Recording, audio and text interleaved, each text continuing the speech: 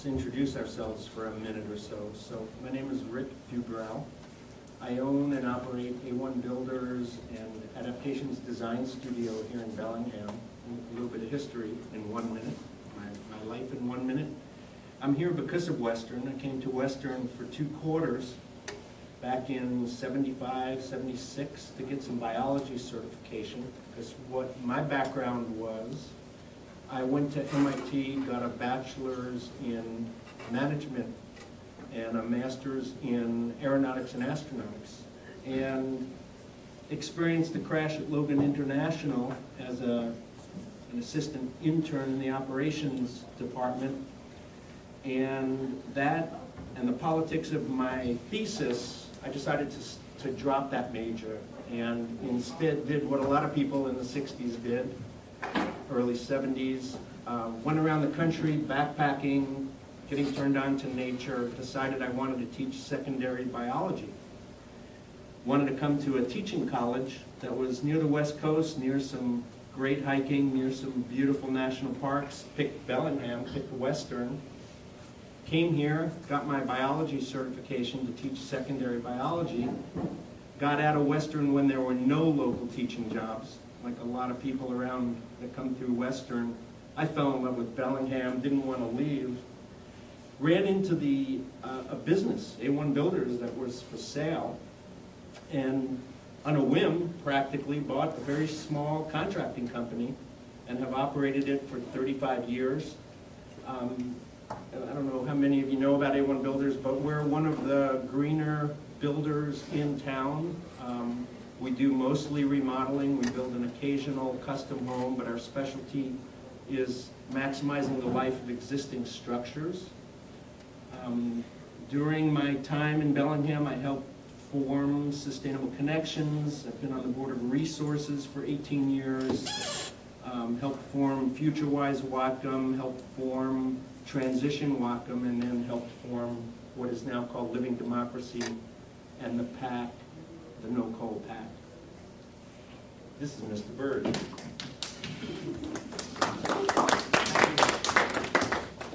So I grew up on the East Coast. My father worked for the CIA, and we lived in Virginia. He was an analyst at first, and we lived in Germany for a while, and I went to school in Switzerland and Connecticut and England. And in the 60s, my father was working in Ghana, and that's when he could tell me. He was working undercover as a Pillsbury flower salesman. That's when he could tell me that he worked for the CIA. Then I was in the Peace Corps in Libya and Tunisia, and went to law school at UCLA. Out of law school in 1973, I went to work for Mobil Oil in New York in their international legal department. And after a few years, went to work for Harris Corporation, a Fortune 300 electronics firm, and ended up as Harris's European lawyer based in England doing corporate deals. This was in the late 80s. In 1990, I moved to the Skagit Valley, thinking I'd take 6 months off and then get back into the corporate harness, and I just never did. And began to be able to be involved in the life of the community where I was living for the very first time in my life, and got involved in local both management affairs and environmental groups and transportation groups. I was on the Citizens Advisory Committee of Skagit Transit for about 12 years and helped them run their 2 campaigns for sales tax increases. And all that time I was trying to find some way that I could use my corporate legal experience for some purpose that I valued. Because I didn't want to look back when I got to the end of my life on what I've been doing as a corporate lawyer, especially doing all those deals, and say that's the sum total of what you've done in your lifestyle. And then I found this model that we'll talk about in more detail in just a minute,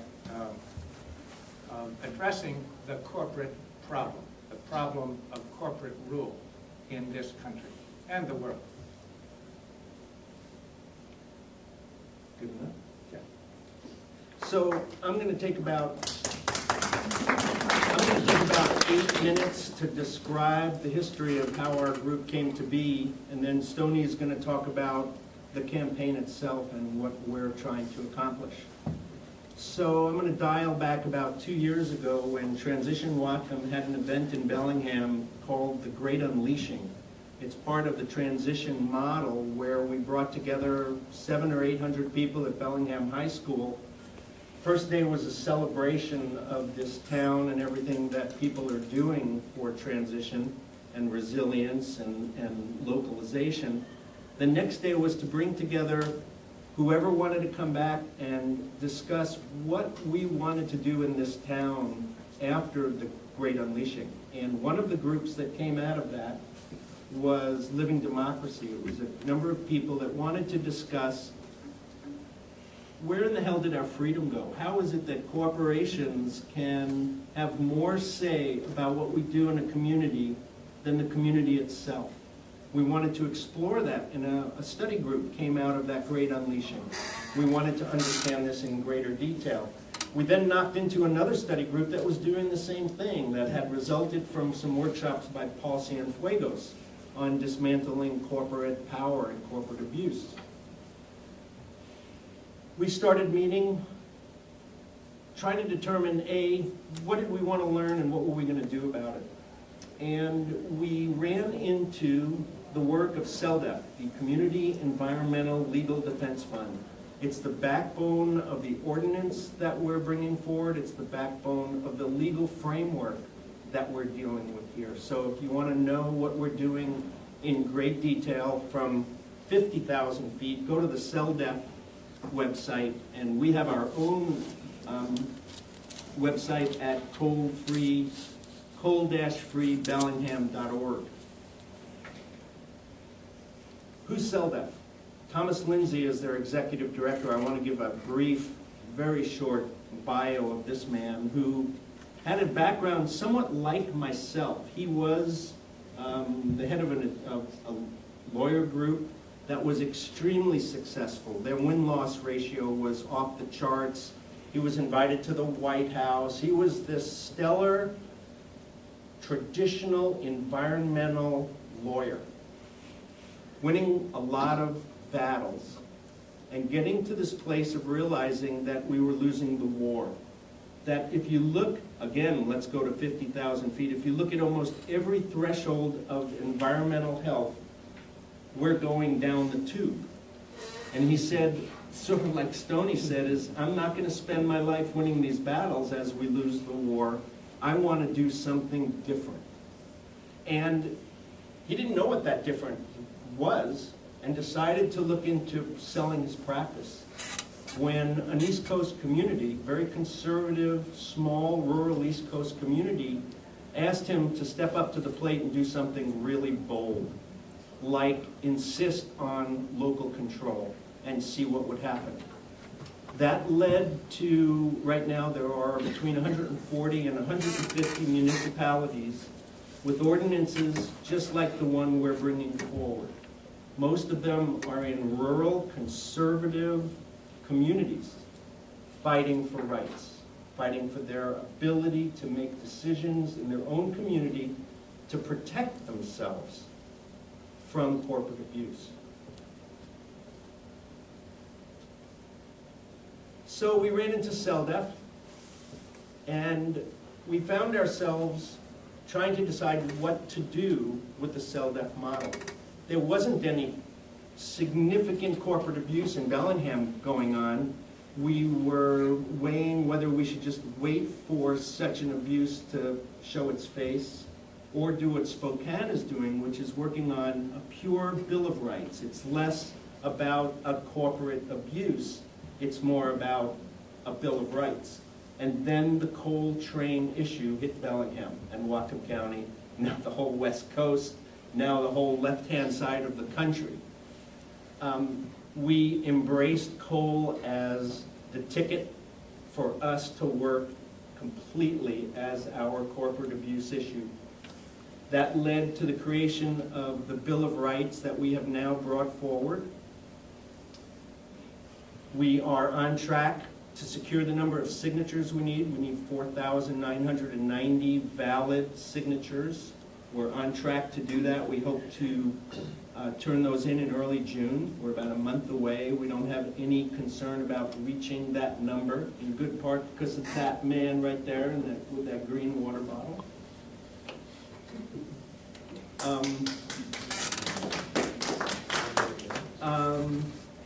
It will then become a campaign for the ballot, and our whole plan will revert from one of just getting signatures to one of convincing people to vote for the ordinance.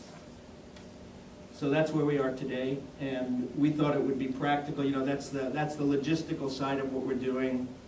This dude's the retired lawyer. He'll talk law, not me.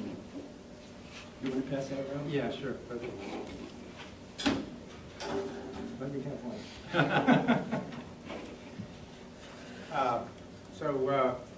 Rick told you about our campaign.